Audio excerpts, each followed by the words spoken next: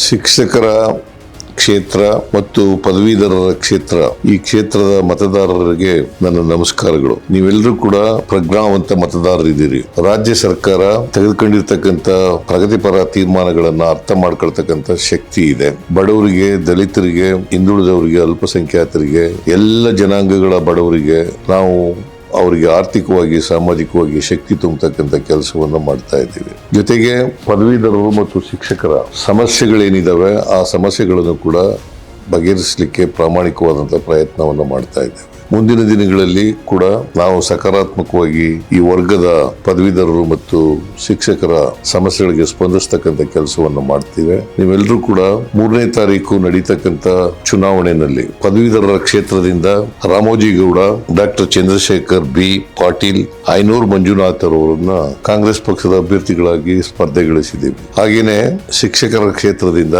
DT Srinivas, KK Manjunath Kumar ಮತ್ತು ಮರ್ತಿಬೇಗೌಡ ಅವರನ್ನ ನಾವು ಕಣಕ್ಕಿಳಿಸಿದ್ದೇವೆ. ಇವರೆಲ್ಲರೂ ಕೂಡ ಪದವೀಧರರ ಮತ್ತು ಶಿಕ್ಷಕರ ಸಮಸ್ಯೆಗಳ ಪರವಾಗಿ ಹೋರಾಡ್ತಕ್ಕಂಥ ಶಕ್ತಿ ಇರ್ತಕ್ಕಂಥವ್ರು. ಇವರಿಗೆ ಮತ ಹಾಕೋದ್ರ ಮೂಲಕ ಕಾಂಗ್ರೆಸ್ ಅಭ್ಯರ್ಥಿಗಳು ಗೆಲ್ಲಿಸ್ಕೊಡ್ಬೇಕು ಅಂತ ಹೇಳಿ ನಿಮ್ಮಲ್ಲಿ ಅತ್ಯಂತ ಕಳಕಳಿಯಿಂದ ಪ್ರಾರ್ಥನೆಯನ್ನ ಮಾಡ್ತೇವೆ.